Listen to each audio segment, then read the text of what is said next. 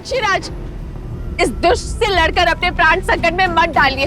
आप केवल श्री राम को जाकर मेरे अपहरण की सूचना दे दीजिए। नहीं पुत्री, जब तक मैं ये सूचना लेकर श्री राम तक पहुंचूंगा तब तक ये रावण तुम्हें लेकर न जाने कहां तक पहुंच जाएगा। बस बहुत हुआ ये स्वांग।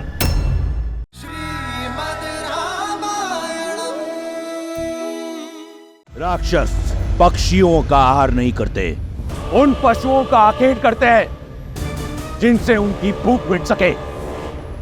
परंतु तुमने मुझे विवश कर दिया है कि मैं तुम्हारा एक एक पंख नोच कर फेंक दूं। मुझे ज्ञात है कि तुम्हारे साथ युद्ध करके मुझे मृत्यु ही मिलेगी, किंतु इतना निर्बल नहीं, वृद्ध अवश्य हूं।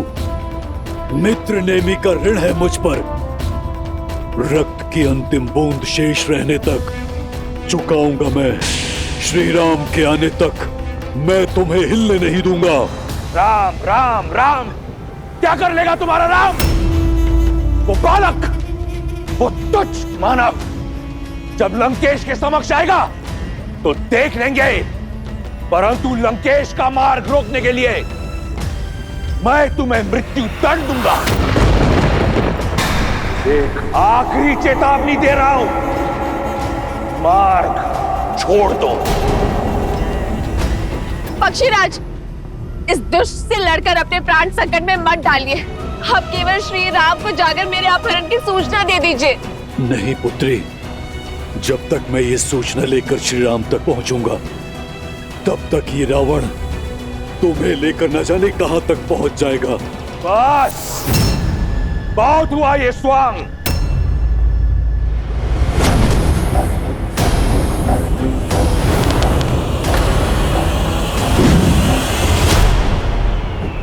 पक्षीराज! पक्षीराज! पुष्पक, आक्रमण!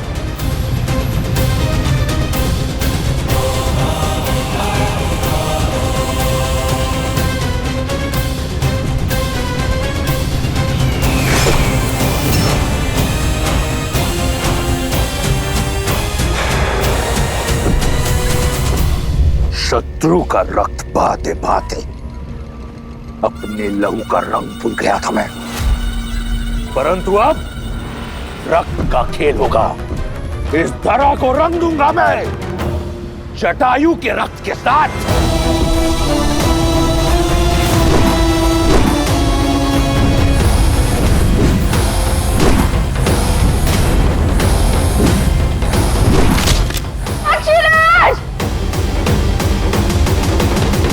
रावण से लड़ना आत्महत्या है पक्षीराज। मेरी विनती है आपसे, जाकर मेरे श्री राम को मेरी सूचना दे दीजिए।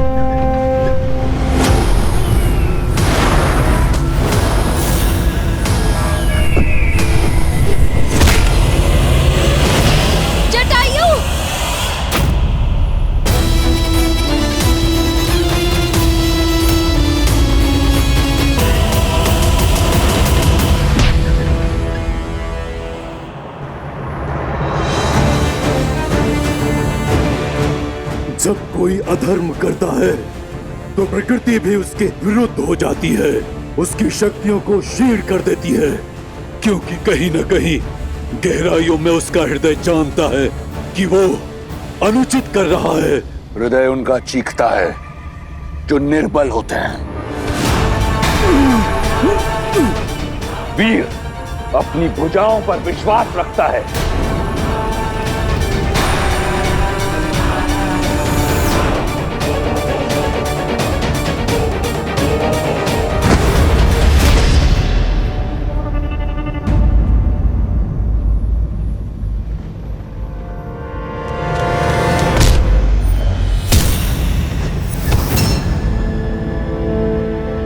चलो पुत्री, मैं तुम्हें श्री राम के पास छोड़ा हूं।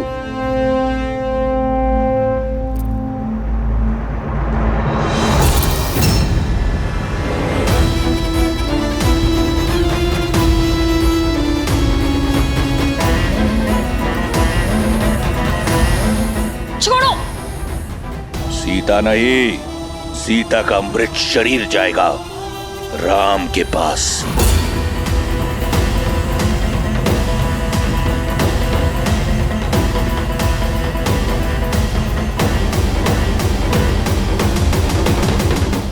हट, छोड़ दो पक्षी, अन्यथा सीता नहीं, केवल उसका हाथ जाएगा तुम्हारे साथ।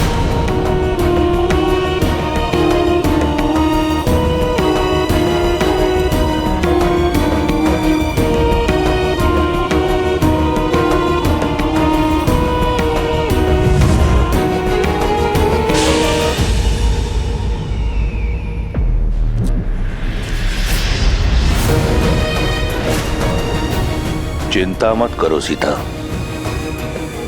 मैं तुम्हें कुछ होने नहीं देता। साम दाम दंड भेद जीत के लिए सबका प्रयोग करता है रावण।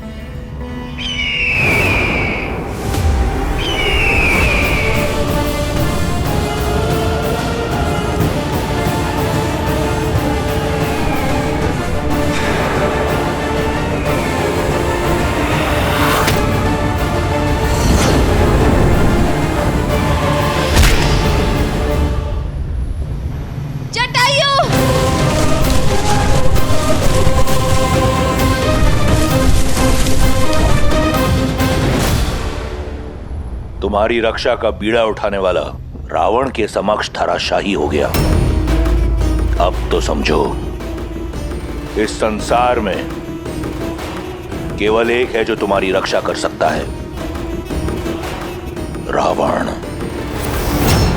धराशायी होगे तुम, तुम्हारा साम्राज्य और तुम्हारा अहंकार होगा मेरे श्री राम के आगे।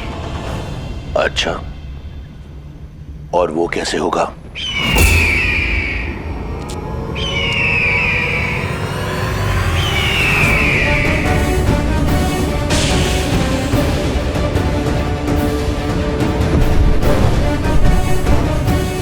असंभव।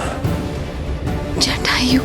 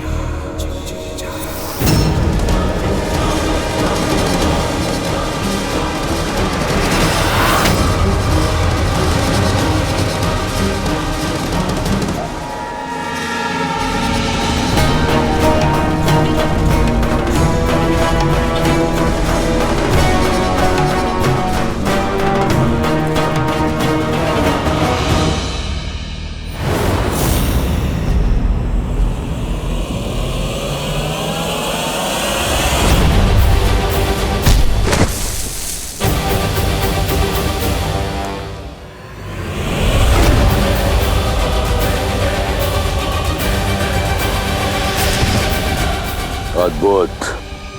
तुमने सीता के हरण का आनंद कई गुना बढ़ा दिया।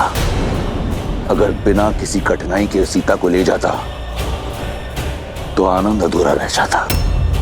अब हट छोड़ दो, अन्यथा ये युद्ध युगों युगों तक चलता रहेगा। युगों की नहीं, उस पल की प्रतीक्षा है जब दशरथ नंदन आएंगे। धर्म का पलड़ा भारी होगा, मर्यादा का आंचल भरा होगा, आदर्शों की विजय होगी।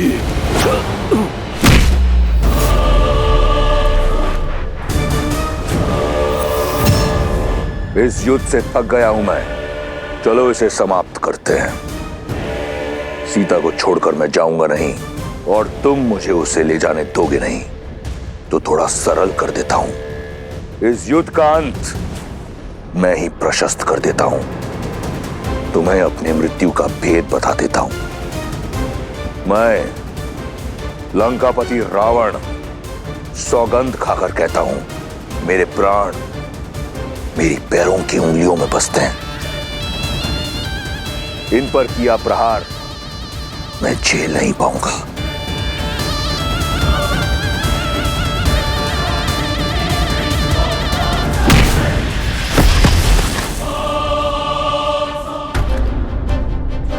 युद्ध भूमि का नियम होता है। युद्ध बराबरी का तब माना जाता है जब दोनों योद्धाओं को एक दूसरे के बल और सीमा का ज्ञात हो। मैंने तुम्हें अपनी दुर्बलता बताई। यदि तुम धर्मात्मा हो तो मुझे अपना रहस्य बताओ, या तुम बिना अपना रहस्य बताए प्रहार करोगे।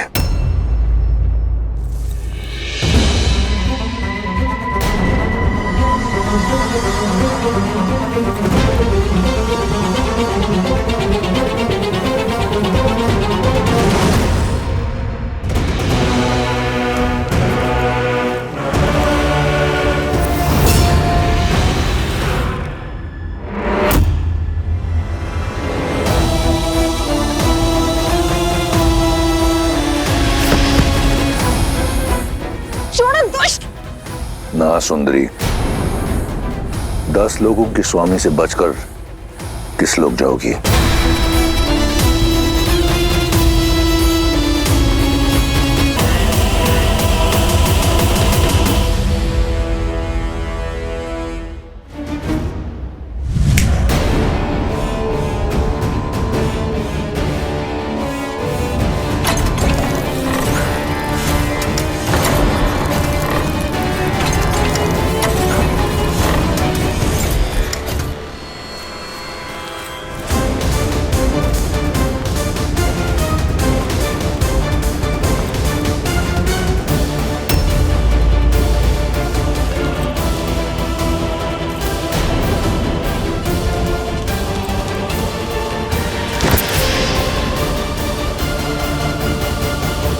वानर,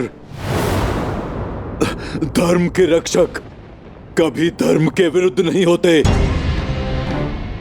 तुमने मुझे अपना भेद बताया, अब मेरा भेद भी सुनो। मेरा बल और निर्बलता, जीवन और मृत्यु सब मेरे ही पंखों में है। बहुत भोले हो पक्षी। मेरा असत्य सुनकर अपने सत्य का विवरण कर दिया।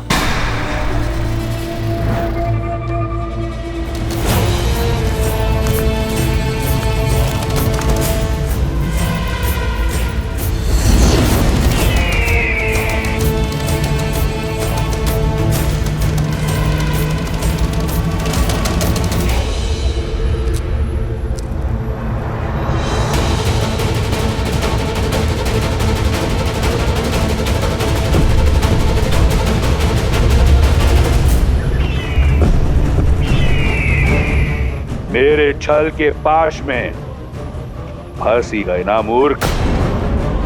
मृत्यु के लिए सज हो जाओ।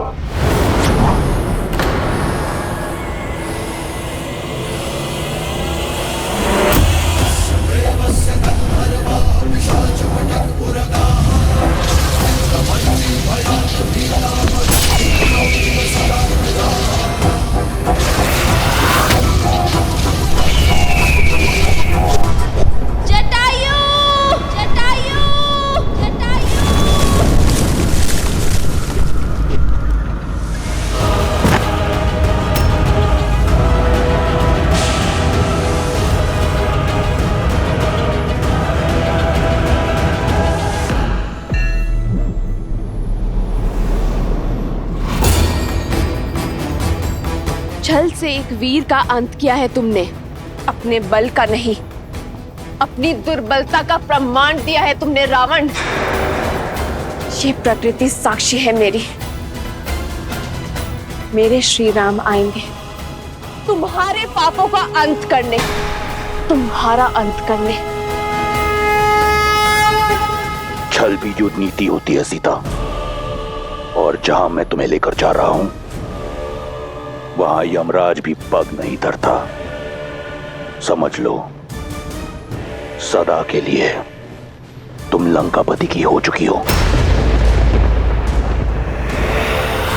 अब से रावण ही तुम्हारा राम है।